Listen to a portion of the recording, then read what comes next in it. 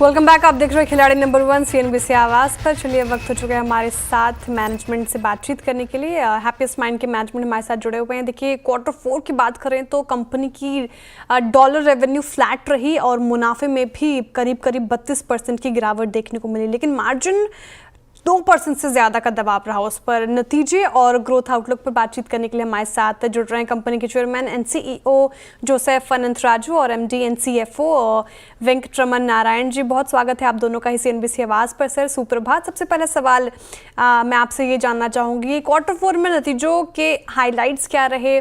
बात की हमने रेवेन्यू में बढ़त रही है, लेकिन एबिटा स्पेशली और प्रॉफिट पर भी दबाव रहा। ड्राइविंग फैक्टर्स क्या रहे और साथ ही आप मार्जिन को कैसे देख रहे हैं? क्या बरकरार रखने की को लेकर कोई प्लान है आपका?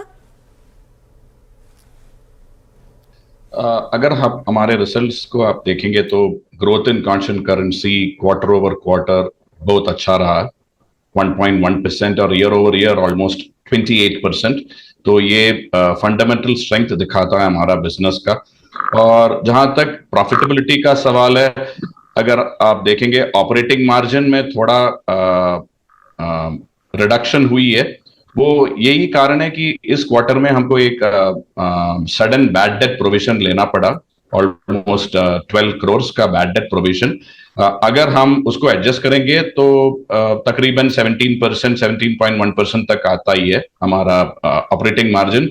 और एबिटा भी वही वही हाल है। अगर हम वो बैड डेट प्रोविजन को एडजस्ट करेंगे, वो सडन रहा था और उसके एडजस्ट करेंगे तो हमारा प्रॉफिटेबिलिटी में कोई बदलाव नहीं है। And the profitability for the year of 21.4% EBITDA is well within the guided range of 20 to 22% जो हमने दिए थे साल के पहले में। और अगर आप एडजस्ट करेंगे तो हम तकरीबन 21.9% तक पहुंच जाते हैं वो बैड डेट, और that is at the higher end of the margin spectrum in terms of guidance. तो as far as profitability is concern, both operating margin and EBITDA on healthy grounds. और इसमें हम we are trying to only make sure that we improve this going forward from here. बिल्कुल sir. Joseph जी, मैं अब आपसे जानना चाहूंगी कि देखिए जनरेटिव AI कारोबार में तो अच्छी बढ़त हमें देखने को मिल रही है। कंपनी की कुल रेवेन्यू में AI का कितना योगदान है, कितना कंट्रीब्यूशन है और अगले 2-3 साल के लिए क्या टारगेट रख रहे हैं आप? तो अगर आप जनरेटिव AI बिजनेस यूनिट देखेंगे, उसका बनाने का 2 कारण है। एक तो डायरेक्ट रेवेन्यू जो है वो एक एडवांटेज है।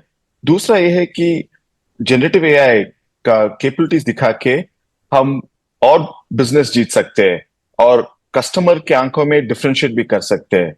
जहां डायरेक्ट रेवेन्यू की सवाल है, हम इस साल $5 मिलियन की टारगेट लिया है और 3 साल में हम इसको $25 मिलियन तक ले जाना चाहते हैं। बिल्कुल। लेकिन जोसेफ जी, मैं आपसे ये भी जानना चाहूंगी कि BFSI सेगमेंट की बात करें तो वहाँ पे रेवेन्यू करीब करीब 11.40% की बढ़त रही। वहाँ पे BFSI में तेजी क्या आगे भी बरकरार रहेगी? और लॉन्ग टर्म के लिहाज से अगर आप देखें तो प्रोजेक्ट पाइपलाइन कैसी है आपकी? अगर आप BFSI रेवेन्यूज देखेंगे और FY24 और FY25 कंपेयर करेंगे, इधर आपको ऑर्गेनिक और इनऑर्गेनिक में डिफरेंशिएट करना पड़ेगा। हमारा जो एक्विजिशन किया प्योर सॉफ्टवेयर और ऑरियस, दोनों का BFSI रेवेन्यूज काफी ज्यादा है। प्योर सॉफ्टवेयर बैंकिंग में ज्यादा है और ऑरियस इंश्योरेंस में है। इसके अलावा हम ये देख रहे हैं कि BFSI का सेक्टर जो है उसमें ट्रैक्शन थोड़ा ज्यादा मिल रहा है, हेल्थ केयर और BFSI, और ये ट्रैक्शन FY26 में भी कंटिन्यू होना चाहिए। ग्रोथ रेट जितना आप FY25 में देखा उतना नहीं रहेगा, क्योंकि जैसे मैंने बताया था इनऑर्गेनिक रेवेन्यू भी है FY25 में, वो नहीं मिलेगा FY26 में। लेकिन अभी इस क्वार्टर में हमने काफी अपॉर्चुनिटीज देखा है इस सेक्टर सेगमेंट में। और हमें उम्मीद है कि FY26 में BFSI सेगमेंट अच्छा बर्ताव कंटिन्यू करेगा।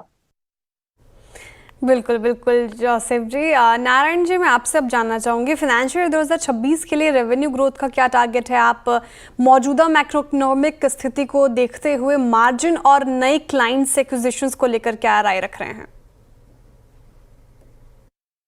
हम तो अगले साल का टारगेट ग्रोथ ले चुके हैं।